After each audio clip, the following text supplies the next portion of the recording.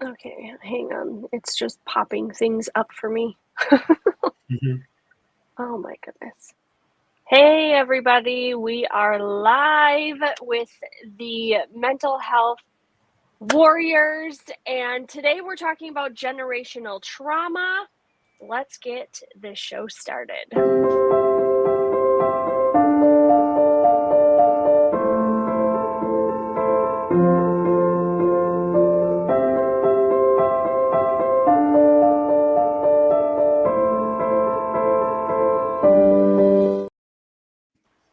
I think I hit the wrong intro, but whatever. Adam isn't here, so let's just go with it. You're in charge. Oh, goodness gracious. Yes, I totally hit the wrong button, but whatever. Technology, it is what it is, and it doesn't matter because those of you tuning in, you are here, and today we are talking about generational trauma, a topic that Adam had told me, guess what you get to do? So we will just have to give him a hard time when he is back next week, and he is well prepared for it already because him and I have already chatted about it. So today we've got David joining us and Nick and Janet. But let's kick it off. David, tell us a little bit about yourself.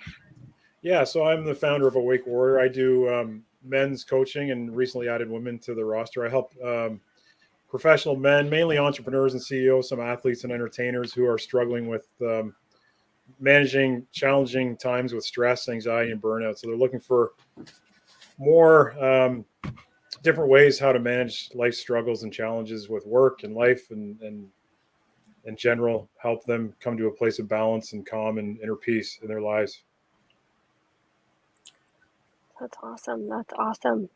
And Janet, how about you tell us a little bit about you? I'm what I call myself a post-traumatic growth advocate. After I went through my challenges, I found there was nobody to help me keep moving forward. And so for those that have gone through treatment and really want to keep moving forward, that's where I come in. We need to keep moving forward, finding another purpose after we've, gotten rid of our pain, so to speak. We take that piece out. We need to replace it with something else and hopefully more positive. I love that. I love that. Hi, Guy. Thanks for joining us. Well, sorry I'm a few minutes late. Forgot you had to log in through Google Chrome. Well, no worries. I played the wrong intro for the whole start of the podcast, so no problem. Hello, Ashley. Hello, Nick, Janet, David, Nance. Hey, Nancy, how are you? Made it. I made it. And she's wearing Winnie the Pooh. I love it. I love it. Love it. Hi, jumper. On ice skates in July. Right. That is the weather here in Edmonton, Alberta right now. It is a balmy 16. Last week it was 26. Wow. It was 30 something too last week. Yeah, so it's really cooled off, which is nice for a change. Adapting. I'm just going to say adapting. I don't know if I'll agree that it's nice, but adapting. Oh, awesome. Well, I'm glad that you guys are here joining us. So, Guy, tell us a little bit about you and what you do. A little bit about me. Oh boy, that's long and detailed. Let's see. What do I do right now? I'm in network marketing is what I do full time. But my history is F-16 fighter pilot for 20 years with the United States Air Force. I then transitioned over to Southwest Airlines after doing that. I flew as a captain there for 13 years and retired early because of our business. I've also wrote that book right there, Discovering Your Authentic Truth, which is an Amazon bestseller. I think Nancy has at least started reading. I don't know if you finished it or not, but oh gosh, no, it started. But yeah, so and the Discovering Your Authentic Truth is where this kind of comes in line with what with what you're doing here with the Mental Health Warriors course with Adam. Is how I found out about y'all. And I think it's just wonderful what you're doing. But my background's going to be a little bit more in NLP basics. And so I just love helping people. I love letting people know that there's a better way outside or a possible better approach outside of Western psychology or psychiatry that can really get to the root issues of mental issues or challenges that people are having. And when Adam mentioned this topic, I got really super excited because one of the things we do deal with is generational trauma, and it's very real. I mean, the epigenetics study from Switzerland, what's the Genome Project? I mean, where they proved that, like say things like anger can be passed down generationally through the mice, and everything else that we've learned since then. It really excites me to know that there's other possibilities. I love that. Nick, tell us about you. Yes. Well, I'm I guess I work in helping my brand Secret Influence. I work with supporting coaches, consultants, therapists, share their message, grow their sort of brand, get their message out there. And yeah, so very much about helping them reach a wider audience and grow their brand and their message. So yeah, I work with a lot of therapists, a lot of coaches, a lot of people, health coaches, a lot of mental health therapists and things. I'm very passionate about mental health and personal development. And I write a lot of blogs and speak a lot about it. So my brand Secret Influence. So anything I can do to help people share the message and grow the influence and persuasion skills to share the message is what I do. Awesome. Okay, Nancy, you're up. Well, I'm Nance. I'm Exponential Joy. Gosh, in regards to generational trauma, well, I'm a grief and trauma specialist. And with me in helping people balance their energies, I help them understand where their energies are out of alignment and what it would look like or feel like for them. We discover it together. What it would feel like to be in better alignment with the best possible version of yourself. Generational trauma goes back into centuries before you were born. You think about the generational trauma. I'm also a psychic medium. So think about the generational trauma of a psychic medium. That goes back a long, long, long way. How many times have I been ostracized for being different, not fitting in? And then we numb the pain through alcohol, drugs, shopping, cigarettes, gambling, sex. So as much as I understand that there is a scientific component, there's a heart component that goes much deeper. Yeah. Wow, I love that. So, are we ready to really kick off the topic and discuss generational trauma more in depth? Like, what are some things that we can see in individuals that would indicate they might be suffering with a trauma of some sort or some sort of generational curse, if you will? Who wants to kick it off? I'll start off with a story. We know scientifically that in vitro, in uterus, that an embryo will catch on to some of the trauma the mother has in carrying them. And there was nothing stronger to confirm that with me than when my husband was going to go to Poland with his sister. He had never been. He was made in Poland, born in Germany, raised in Canada. And he had never really wanted to go, but I thought it would be good for him to see family and relatives over there. And got his ticket and everything. He's going with his sister. He speaks the language and everything. His mother and father escaped from Poland. Les's dad was sentenced to death in absenteeism by communists in Poland. And they escaped out of Poland when she was pregnant with him and slept during the day and ran at night. Les was born in a camp in Germany.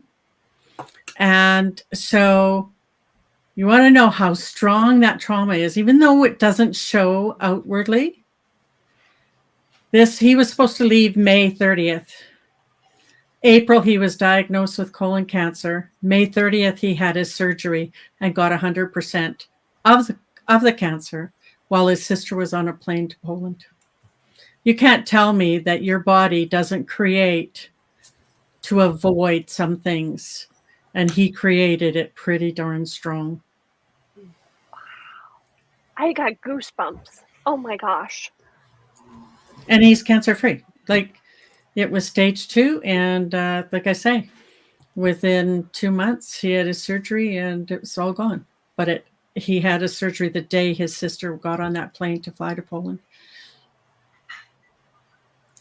Wow. That is, wow. I don't even know that I necessarily have words for that. But I have heard that as far as the body creating, especially when we're put under stressful environments for so long, or we're under chronic inflammation, that the body will create disease. And what is the root to all disease? It's that chronic inflammation. It's those stressors. It's the taxing on the body. I have a doctor friend who says it's trauma, toxins, and thoughts. And sick moms create sick babies is one of the things he always talks about. So, like you said, when you're in utero, or if you're sick as a woman, as a childbearing woman, that's going to carry into that fetus. So it is one of those things that I am always thinking about when you hear the high rates of infertility and all of the medical conditions that come with children born that are sick or anything like that. Well, what was the condition of mom's body during pregnancy or even before that? Mm-hmm. Mom's thoughts. Mom's Yeah. thoughts. Everything. Mom's thoughts. I'm not ready for this. I can't handle this. I don't know what to do with this. Mm-hmm. I remember when I became pregnant with my first biological son, and it wasn't the plan. I had previously lost twins in vitro, and I had decided to go back to school. As an adult student, I was going to become a labor arbitrator, and I was going to help the union and management be friends and hold hands and skip through the daisy patch and all that wonderful stuff that my beautiful young mind believed was possible. And then I started fainting. I started dating a guy, like nothing serious, started fainting, and I found that I was pregnant. And the birth itself, I did the pregnancy mostly on my own. The father of the child was a little bit about it. Later on, we continued our relationship and had more children. But my body, my cervix, would not soften. My cervix would not soften. They did everything. They massaged it. They added creams. They did all those things. My body would not soften. I was so afraid. Even though I wanted my son more than anything else, I was terrified. Not on the outside. On the outside, I was fine. I was good. I was great. But my body was not birthing that child. And the trauma of that birth to both my son and I was extraordinary. The trauma. Yeah. Right. Ashley, you had said, how do you know? I think was one of the ways that you phrased that question. How do you know if somebody is experiencing generational trauma? In the work that we do, we have this one exercise, if you will. It's called timeline therapy, where we take it back a person to the very first occurrence of, let's say, a negative emotion like anger, sadness, fear, guilt, or shame. And to find that and to get the doorway to open for the subconscious mind, one of the things that we'll we'll do is we'll ask a person, is this before, the first moment of anger was before or after birth? And then somebody may say before. And then you say, well, is it in the womb or before that? And they say before that. And as well, is it genealogy or was it past lifetime? And from my perspective, I don't really care whether a person doesn't believe in past lives or not. It doesn't matter, because it's how this is all coded in the mind, right? And my objective is to help release the trauma. So how the person's coding it, and if it's truly past lives or it's a genealogy, as long as we can get to the root of it, that's great. And it is amazing in the process of asking these questions when you're really having a conversation more with the subconscious mind than the conscious mind. Because conscious mind, especially if a person doesn't believe in past lives, is not going to come up with it. But it is amazing. Even people like, well, I don't believe in past lives. And you're doing this little bit of an exercise with them, they'll come up with past lives. And then you ask, like, how many past lives ago? And some people come up with like 10, 20, 30, 40, 50 years, 100 years, centuries. And it's just really interesting. And all of that is in the mind, whether they're consciously aware of it or not. It is phenomenal. And when you can just go and you see this in a person, and you see it more than once, again and again and again with many different people, I absolutely believe that, there's a lot more to this than just quote unquote the science, like Nancy said. There's a lot more going on here. And that is one of the ways that we are able to unearth, whether it is, within this person's own lifetime, maybe it was a previous lifetime, maybe it was passed down genealogically. So anyhow, it's just interesting. Yeah, I just wanted to add, I think everyone has had trauma in their lives. There's different levels of trauma. I was reading, are you guys familiar with Dr. Gabor Mate? He wrote a book, The Myth of Normal, and he actually talked about the birthing process in the Western world is actually traumatic for every baby, because the baby's brought into the world with like bright lights and a doctor, and it's just not a natural process as it was, say, 50, 100 years ago. So I think everyone in this world has a degree of trauma, and there's different levels of trauma. You asked about what some of the signs are. Some of the obvious signs that you see with people with some serious trauma, you see addiction and maybe isolation, and that can lead to suicide. I know suicides are one of the highest rates of suicide right now is men between 45 and 54 years old. And because a lot of times they just haven't taken the time to look at that trauma and release it through a number of different methods. But other cases, there's trauma that people have that can be masked. Like there's a lot of hard work. Like I was a successful business guy for many years, and I had a lot of trauma. So it can be plain as the light is day, and it also can be very masked in people that maybe they don't think they're good enough, so they mask that with success in business or other areas of their life. Great. Janet, I think that you could speak to the startle response. To the what? The startle response? First responders, when first responders are when you've got someone that has been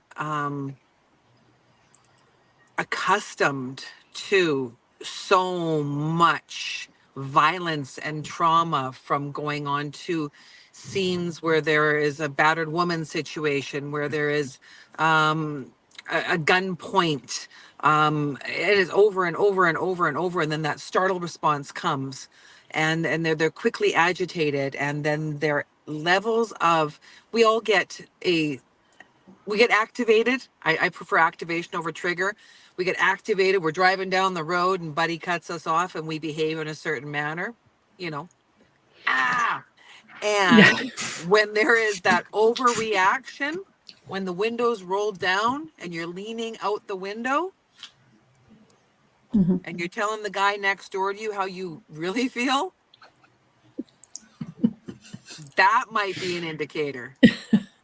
There's so much, and what Guy talked about timeline therapy, and NLP,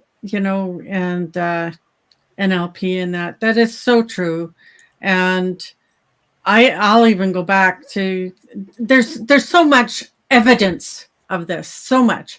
I was talking to somebody the other day that she had a child of rape and now that child is out of control and having her own trauma. Like, we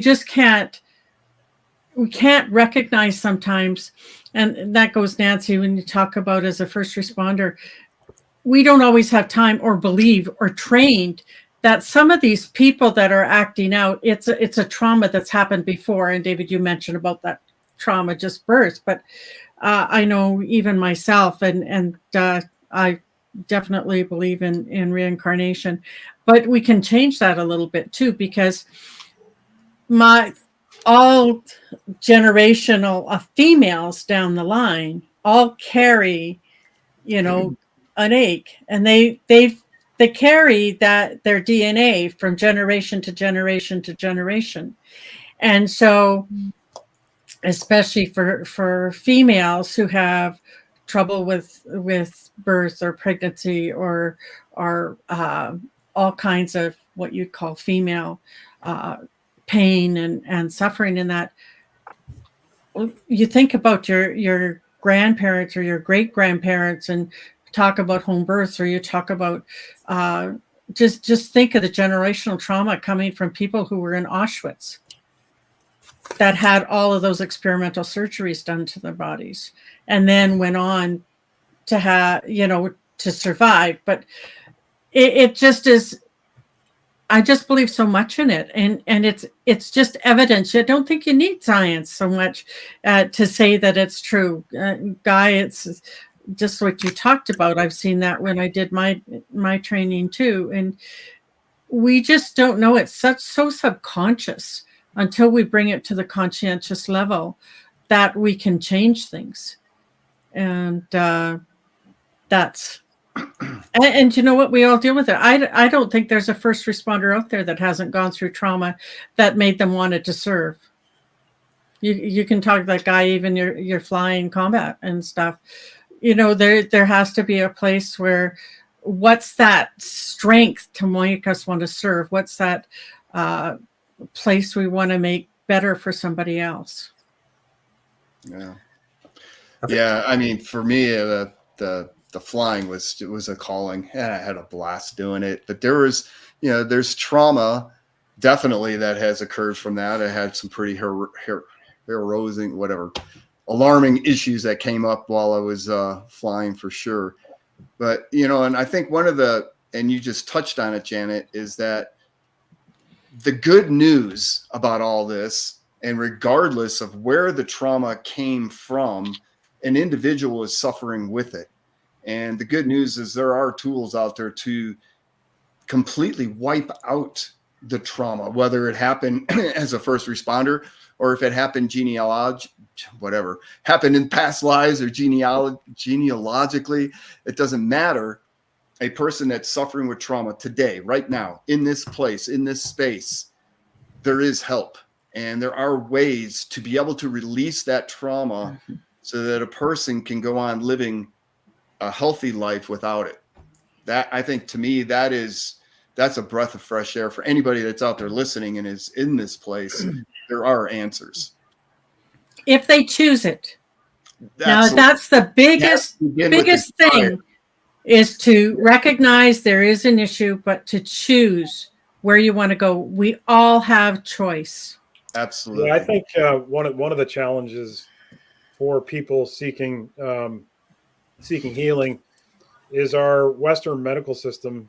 Probably one of the most advanced in the world when it comes to life-threatening situations. You're in a car accident, you need medical assistance. But when it comes to allopathic medicine, I think the Western system is failing people, because I don't think these professionals are taught to deal with trauma. They're not taught at all. So people, I think the challenge for people right now is finding the right people to help them work through this trauma. In my experience, the Western psychotherapy method didn't work either. Like talking. I mean, going into the subconscious, doing past life regressions and things like that, I think is very powerful.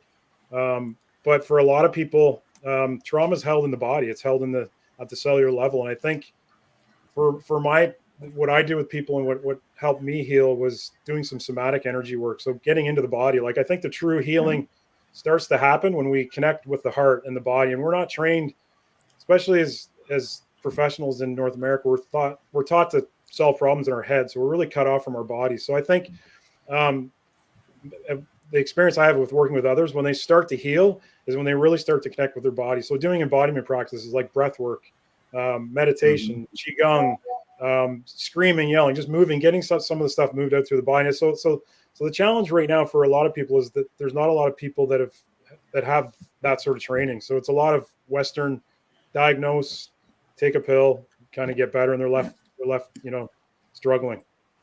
I disagree that there aren't a lot of people that have that training. There are many of us that have that training. We are now given the opportunity to speak about that training more often. We're becoming more confident in our ability to speak about that I'm training. talking about the medical system. They're not trained in doing trauma at all. Oh no, the medical system has its limitations. It's a beautiful system for diagnosis. If I break my arm, I'm going to the hospital. Well, that's why I can have a diagnosis. I don't think people like you and I'm talking about the medical system out there is not trained to deal with trauma. Sorry, none. Well, 99% of them. They're not allowed to share other options either. Their tongues are tied and their hands are bound because a doctor must prescribe medication. A doctor must perform surgery. Those are their options and their only options. So if we continue to think that the system is going to help us, we are going to remain a victim. There's a lot of money that is put into the system, and because we're taxed so highly as individuals, I'm from Canada, our taxation system sucks. I'm from Canada as well. Okay, so we get taxed and taxed and taxed and taxed. And then the expectation is that we're going to be able to get the services that are available to us. We don't get those services when it's in regards to mental health. We don't get those services for trauma. We don't get those services for recovery. Or naturopathic choices. We don't. They're not covered. They're available, but you have to have you out have of to pay pocket. out of your pocket. And you have to make a decision. Do you want the rest of your life to be the best of your life, or are you going to complain about the taxation system? I don't like the taxation system in any way, shape, or form, and I choose to spend my money wisely on my own wellness, because if I'm not operating well, my entire family is suffering, and the generational trauma will continue. The problem starts with me, and the solution is with me. I think one thing about generational trauma is if you look at sort of a lot of research, a lot of people who have, for example, like addictions or go through abuse, there can be their parents have gone through it as well. They've had addictive parents or parents who've gone through abuse. I mean, obviously not to generalize, not in all cases, but research shows a lot of people that's the case.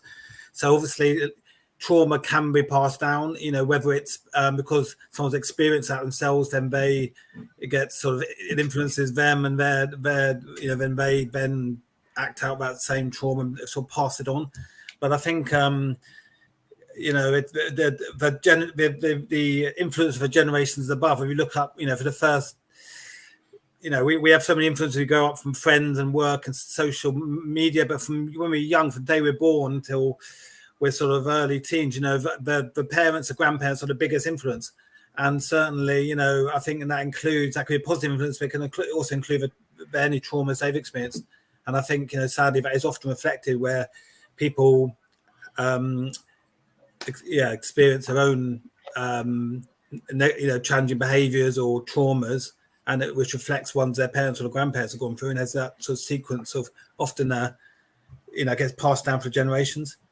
And I think that's something which, when somebody sort of therapists I work with who deal with people with traumas, it's trying almost how can they break that cycle almost. Some of them say they're aware they don't want their kids to then be influenced by their sort of their own traumatic things. They don't want it to pass down to their kids in some way, or to be affected by it.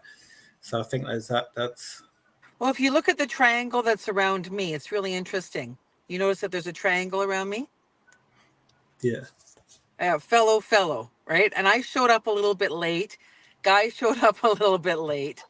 There's a distinctive connection here, because we've got an opportunity, like I said before, to make the change, and more people are making the change. We've got amazing healers in the house that are men. Women were the ones that were bringing this forward first, and more men are beginning to speak out about it. We need human beings to step forward and offer solutions. I mean, I've got a wonderful accountability coach who's a man, and it took me a while to get into a place whereby I could trust a man, because I was scathed, and I could have stayed in that victimhood. I could have stayed in the victimhood that the medical system, all they're going to do is offer me another pill. And I had to become the black sheep, the colorful black sheep. I'm very colorful. Who said no more, right? That said, enough poo, enough of this bullshit. I am no longer allowing this in my life. I'm going to make the change so that my children have a positive influence in their lives. My grandchildren have a positive influence in their lives. And that means that many people in my family look at me as, oh yeah, the wild child. I mean, do you think, I don't know, Nancy, or sometimes people are victims, or or maybe the wrong word, but or experience really, really undoubtedly, awful trauma in their lives. But it's how you define yourself, whether you see yourself as a victim in that sense, in which case, or whether you see yourself as, how you sort of, like I think you said, the moment you change the way you define yourself as someone who's experienced trauma, or someone's a victim of trauma, is that language, the change of language and the way you define yourself needed for you to move on? I don't know. Oh, absolutely. Absolutely. One common denominator in my life is me. I am a survivor. I'm a champion. I'm a warrior. Very positive language, yeah. Yeah. Well, and going back to what something Janet said earlier, which kind of ties in with this too, that, are you a cause or an effect? Are you, taking responsibility for everything? And I like when you said that, Janet, that you have to have the desire. The person has to have the desire. When I first started going out there and helping people, it was because people were coming to me, and it was very easy because they were in a way ready, but we still have to prepare them to be really ready for any kind of change to happen. But then you're like, I want to go out and save the world, right? And I want to help this person. I want to help that person, this alcoholic. I want to help this person. It's manic depressant. And I'm going to go save the world. And you find very quickly that ain't going to work. And you have to, that person, so if somebody's out there and is really suffering from some severe trauma, the very first step, you hear about the alcoholic hitting rock bottom, right? Because, until they hit rock bottom, because when you hit the rock bottom, you don't have any other out. You've got suicide. I think David was mentioned that one. And then you've got, all right, I'm going to take responsibility. I'm ready for this change. I don't care what I have to do to make that happen. So desire is a very big part of that, and taking the getting to that point of wanting to take the responsibility is very difficult for a lot of people. And I found over the years that the depressed person is probably the hardest to shift them out of that frame of depression, so that they can actually see there are other opportunities, there's other answers, there's other solutions other than being stuck inside that frame that they're stuck in, and they can't see a way out. What's interesting about depression, and after a bad car accident I was in, and I've been in several, I wasn't angry. And I had been angry at the other ones. And then I read a piece that said, depression is anger gone within. So how many of us are angry that we've just chosen to go in and just leave it there, instead of, again, like screaming or yelling or pounding something to get it out of your body? Because really our bodies are meant to be in action. And when we're not in action, we get stuck somewhere. And there's so much. There's another saying, like, heal the mother, you heal the child, right? And I I chose to, it's not easy getting better.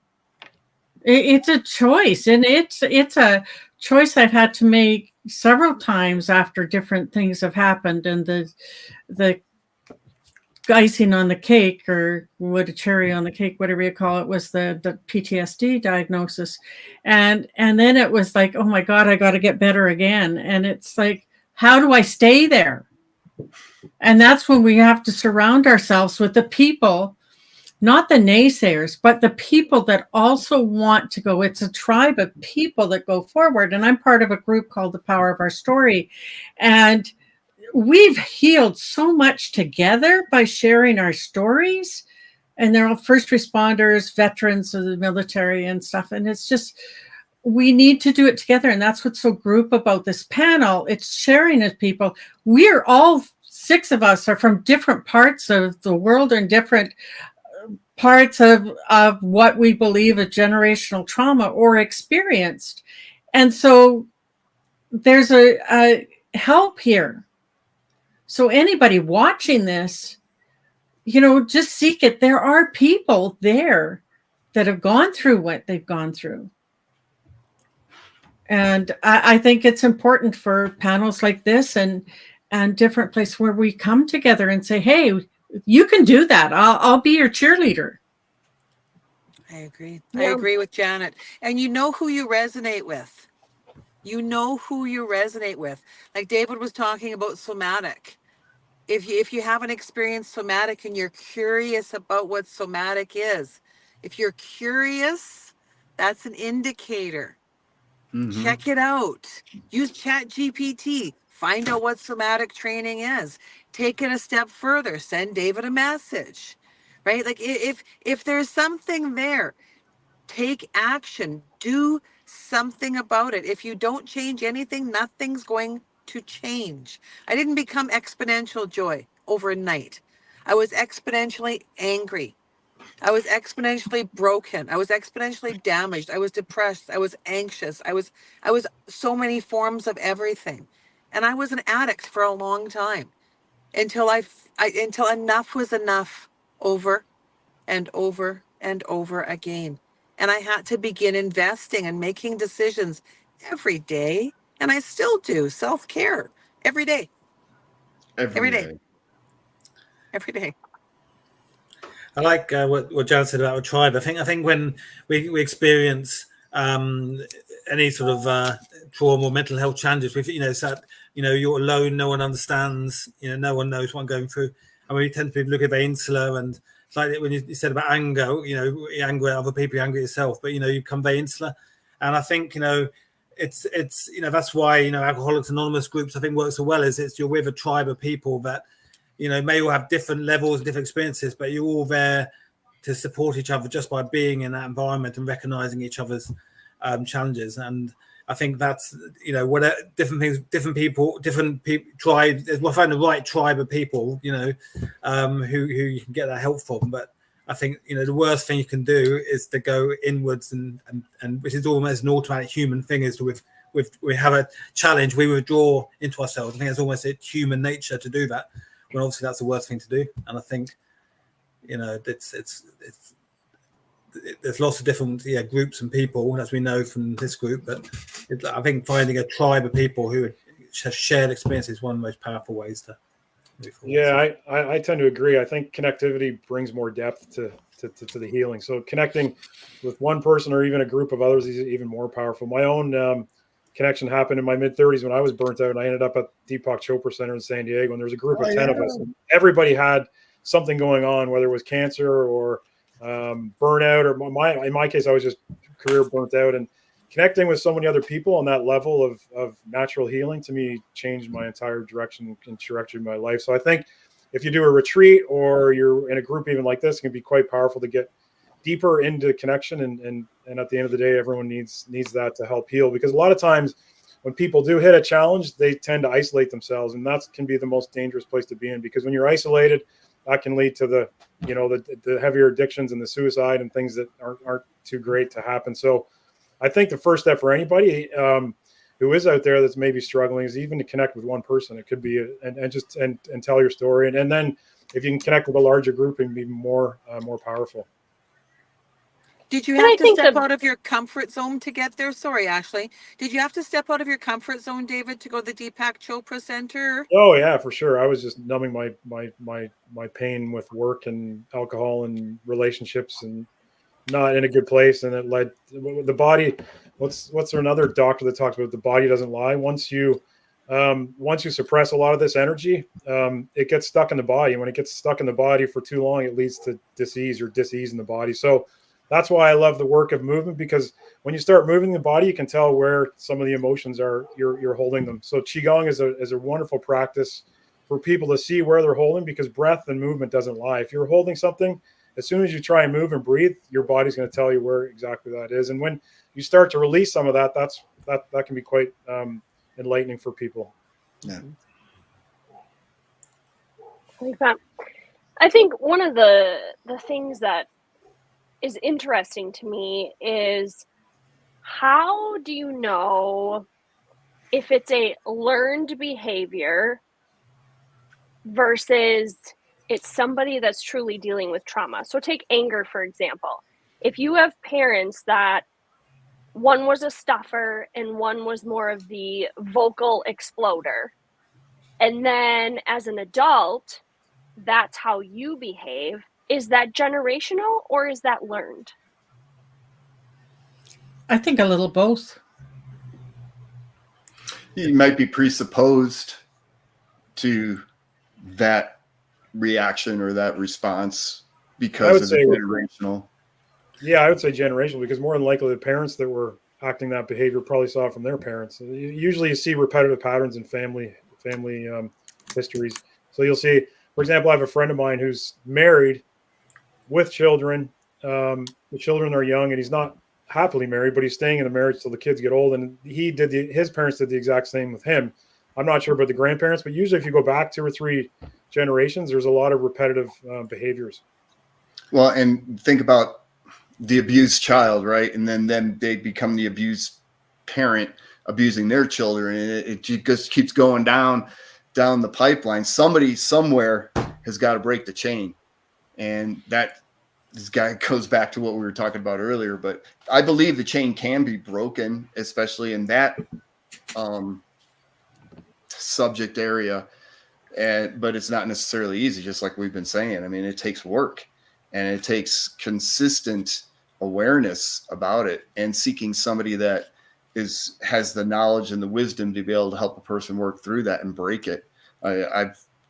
Yeah, it's something that hits close to home, not with me, but with people that I know.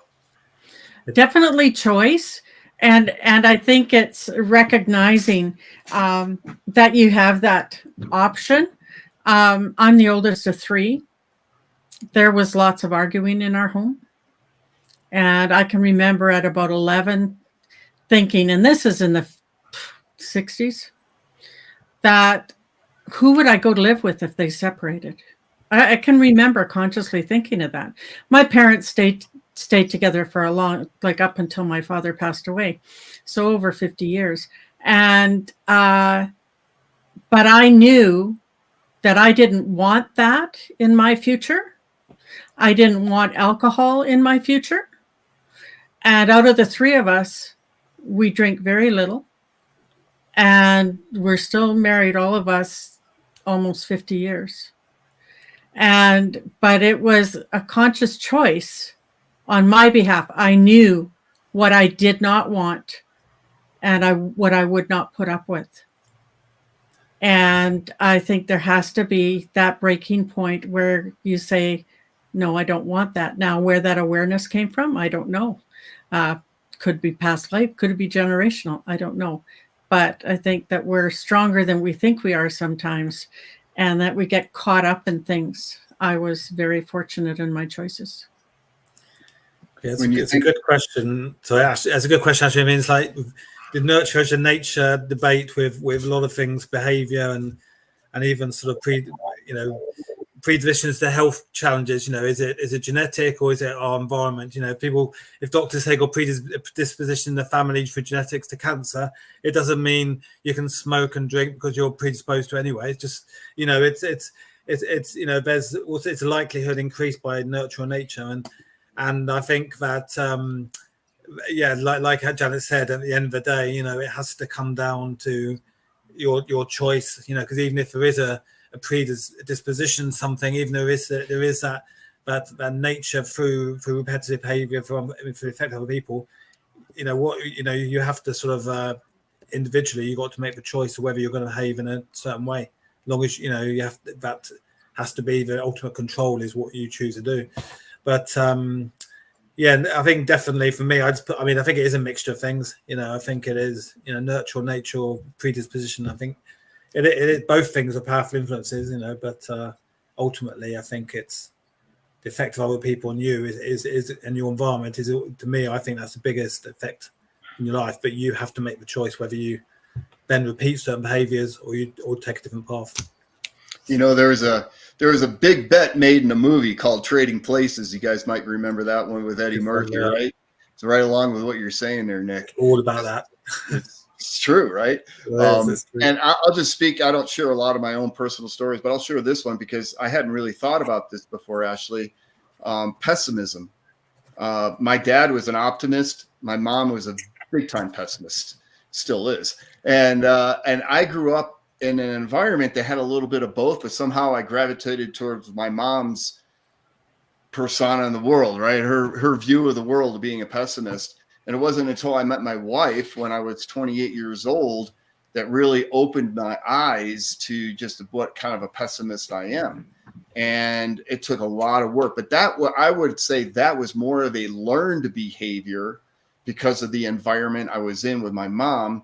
But again, it was something that it took a lot of work. It took me about 5 years before I was like, okay, I don't always see the dark side of, of the situation anymore. But yeah, that one I would say would argue is more learned. However, I don't know from my mom's, maybe there was something like that in the past, but I know her dad was very optimistic. But her mom, it's interesting now I'm thinking about it. Her mom was a pessimist.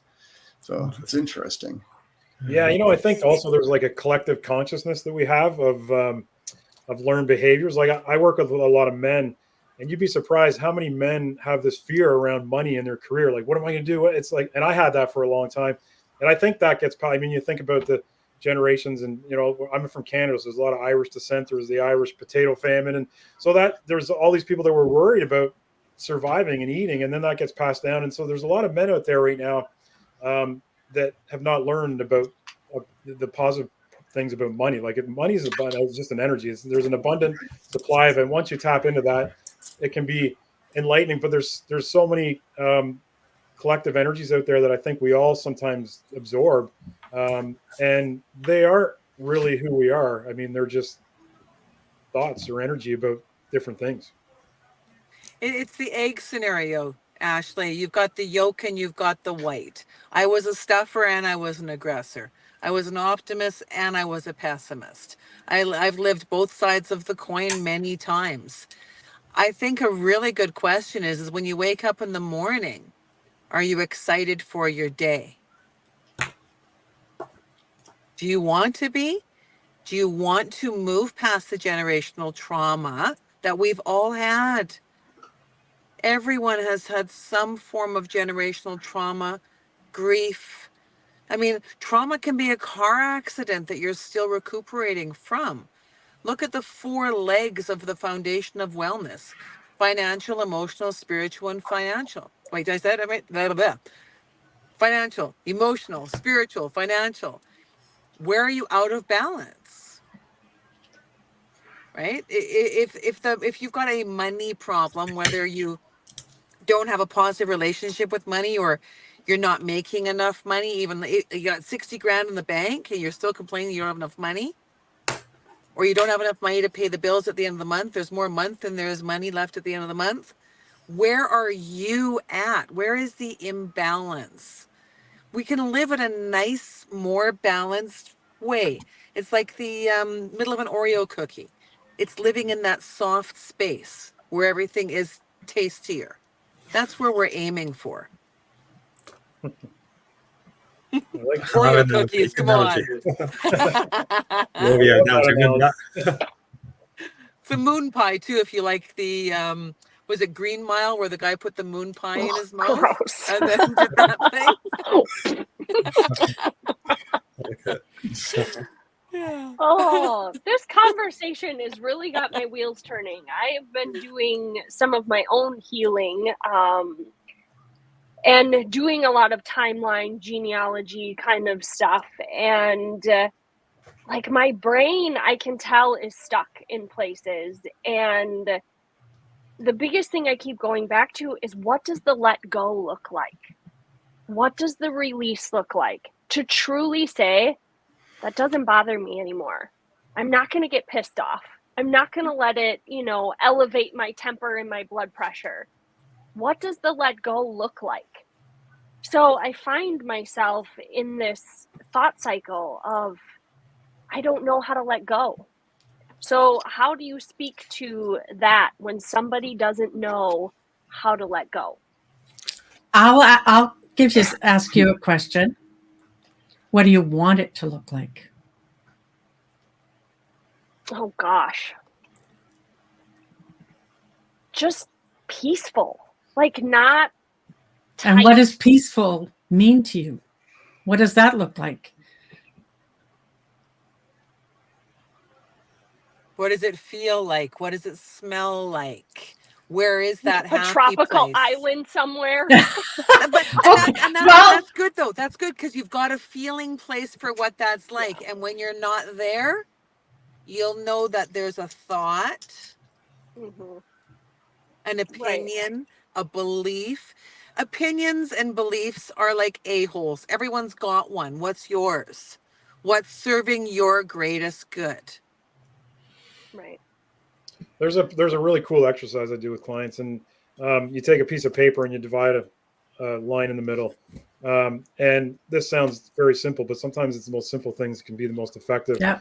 And you just write down things that bring you peace and love and energy on one side, and all the things that bring you stress of holding on and not letting go on the other side. And then you start to take a look at that and say, okay, what are the things and the activities I need to do to engage and be more present and not hold on? What are the things that I shouldn't do that allow me to let go? And a lot of times what I find with people, it's the simple things like being in nature and going for a walk and connecting with their breath and presence. And when you're doing that, you're not really holding on because you're in the moment. So things like that, I think, can be helpful for someone that has, because I think life is a constant learning of letting go. There's going to be something that comes up and you let it go, and there's something that comes on your. So you're constantly. I think all of us here probably have something we're hanging on to right now that we could probably let go of a little bit. So I don't think you're alone in that that mindset or thought process. I think it's a matter of learning things that help you become present, because when you're holding on, you're usually ruminating about something in the future or the past. And I think I'm going to talk about this from an NLP perspective, because that is probably the biggest challenge that we have, is that somebody wants something, they're doing a behavior they know they shouldn't be doing. They want to be doing something else instead, but they can't see what it's going to look like doing the other thing, because the only thing they know right now is where they're at. So, like, for instance, for you, Ashley, because you said some very key words in there, and you're raising that question. And what we work at was what is that thing that's holding you back from making the change? And a lot of times it's, well, the fear of the unknown is, it's the conscious mind talking. But the term we use is called secondary gain. In other words, the thing that's holding you back is giving you value, or you wouldn't be doing it. And you're like, well, that's not serving me consciously, and I'm trying to think of a specific example. I mean, the only thing that's coming to my mind right now is, like, say you want to lose weight and you can't lose weight, and then you find yourself going and getting the ice cream at night. All right. Well, why are you doing that when you know your big desire, your big goal is to lose weight? Eating ice cream isn't going to help you do that, right? Well, there's a secondary gain by eating the ice cream. It gives you comfort. It gives you blah, blah, blah, blah, and eventually it gives you love. Well, if there is a way to get that same comfort and that same love without eating ice cream, would you be ready to make that change? And usually when you can get to the subconscious mind, seeing it from that perspective, you have opened up a doorway that allows, when you do a transformational exercise, the transformation then happens. And here's the point: you can't even remember what it was like thinking the other way. So when you say, when you can't imagine what it would be like, the good news is when you do make that transition, you can't remember what it was like being the other way. And trying to help the mind understand that there is this big transformational thing that's going to happen. You are literally rewiring the neurons in your brain, and you don't think the old way that you used to. And so what I would encourage you to do, Ashley, is to, if you're working with somebody, you're doing your own work, is just to trust the process and know that if you have a desire to be in a different state, that is absolutely possible. And once you are, it's going to be full of love like you've never seen before. I call it the yabba dabba do. Yabba The yabba. I know. Nance are acronyms, right? It's the yabbat, yabbat, yabbat, yabbat. The excuses, right? What are you relapsing into? We're all in that same relapse. We think about the chocolate bar before we buy the chocolate bar, but what happened to bring us into the state where we wanted the chocolate bar? Oh my God, my kids, they drive me crazy. I gotta eat the chocolate. Oh my God, my kids drive me crazy. We can go to the park together. I can go for a walk alone. What can I do instead of the yabbat?